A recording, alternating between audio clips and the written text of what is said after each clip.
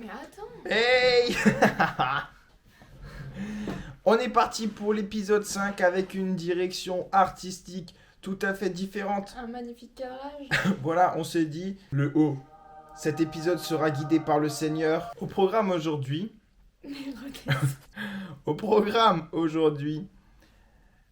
de la broderie avec Todd Chavez. Mais à des fins personnelles. Non, bah finalement je me dis non, on va pas tout garder pour soi. Ouais, mais ce serait... De base je voulais le garder pour moi de nouveau, mais parce que comme le Kuribo de base je voulais l'utiliser, je l'ai pas utilisé. Mais là Todd Chavez, on en fera quelque chose cette fois-ci parce que si je garde tout pour moi ça va pas. Voilà, c'est bien. Je vais essayer une nouvelle technique de broderie, de brodage, de brodage. Et toi, Bah, des boucles d'oreilles, sûrement. Je pas encore décidé. combien de paires de boucles d'oreilles? Ah, je sais pas, je vais voir. Déjà, une, ça sera pas mal. Ouais, on va essayer de faire plein de boucles d'oreilles et de la broderie. Ouais. Et voilà, pour moi, pour la broderie, du coup, comme j'ai dit, je vais essayer une nouvelle technique. C'est inspiré de cette personne qui est Henri Punel. Ça va consister à faire des points vachement plus longs parce que à chaque fois, moi, je fais petit point par petit point, mais là, ça va donner un peu plus de texture et tout. Et on va voir ce que ça donne. Mais merci Henri. Et pendant que je suis à la broderie, on fait une petite commande aussi pour avoir des emporte-pièces. Pour pouvoir diversifier les boucles d'oreilles. Parce que sinon, ce sera toujours des petites fleurs. Et on n'ira pas loin.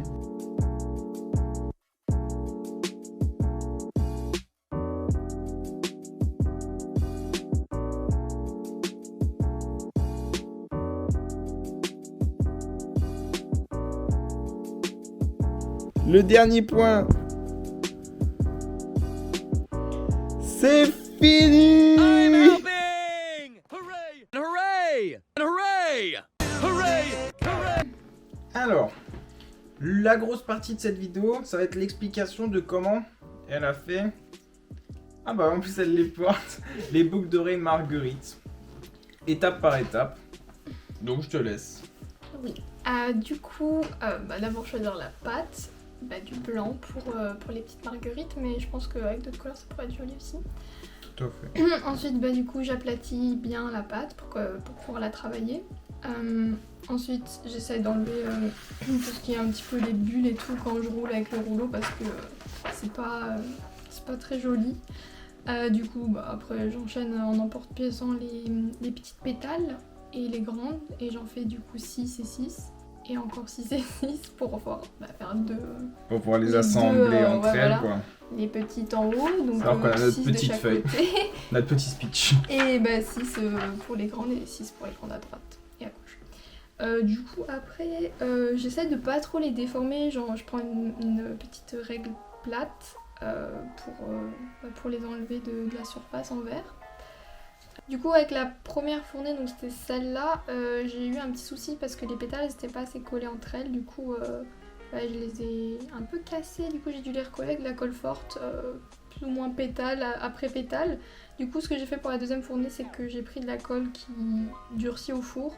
Et j'ai directement, quand j'ai assemblé en fait les pétales, j'ai directement mis de la colle sur chaque coin pour bien, Ouais. pour bien que ça tienne, quoi. Pas hésiter à mettre de la colle vu que les pétales, bon, c'est assez fragile quoi, ça tient Oui, à pas elles sont beaucoup assez entre fines elles en et plus, du et- coup ça peut vite se casser Ouais. et se défaire. Ouais, mine de rien, elles sont juste en fait collées au centre, enfin elles se rejoignent au centre quoi. Donc Juste c'est par la pas pâte. très, ouais, c'est Mm. pas très dur, enfin dur. Ensuite, du coup, je fais le petit cœur jaune au centre avec un petit emporte-pièce rond.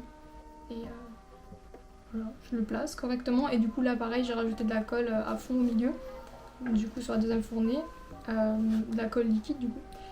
Et ouais, pour bien que ça tienne au milieu, déjà entre chaque pétale et avec le petit cœur au centre. Ensuite, avant de cuire, je prends des petits cotons-tiges avec de l'alcool et je nettoie bien les surfaces pour enlever les poussières, les petites saletés, les petites traces quoi. Ah oui, et je texture ensuite les pétales avec des traits autour du centre quoi, pour faire un petit peu joli. Et ensuite ça va au four pendant 30 minutes à 110 À 110 degrés, ouais. Voilà. Le mettez peut-être pas tout en haut non plus, quoi. Ouais, Enfin, au milieu du four, au quoi, c'est milieu. bien. Comme ça, chaleur tournante, comme ça cuit bien partout. Du coup, une fois que c'est cuit et bien dur, bah je lime pour faire joli, bien lisse. Je polis, quoi, j'enlève les petites déformations, les trucs comme ça. Ensuite, je perce.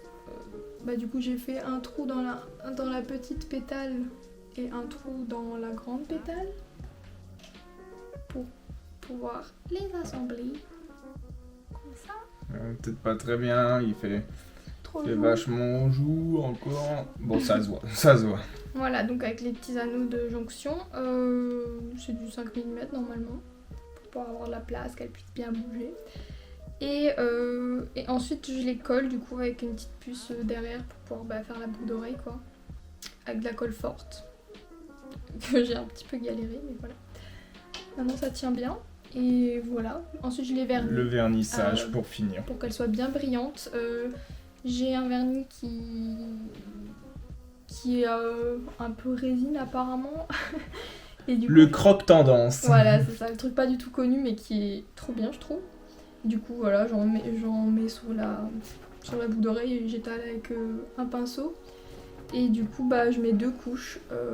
J'attends 30 minutes entre chaque couche et ça fait une belle brillance. Et voilà, et après vous avez ce beau résultat. En espérant en tout cas qu'elle vous plaise. Moi je les trouve magnifiques. Toi aussi. Donc c'est parfait. On en avait parlé un petit peu dans la vidéo précédente. C'était le tote bag qu'on avait fait pour ma mère. Avec moi, voilà, ma seule touche que j'ai apportée, c'est ce petit hibou brodé en tant que poche. On vous l'avait montré sans la poche cousue, etc.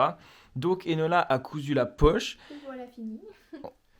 Parfait. Et tu peux peut-être du coup un peu mieux expliquer que moi Ouais. la dernière fois.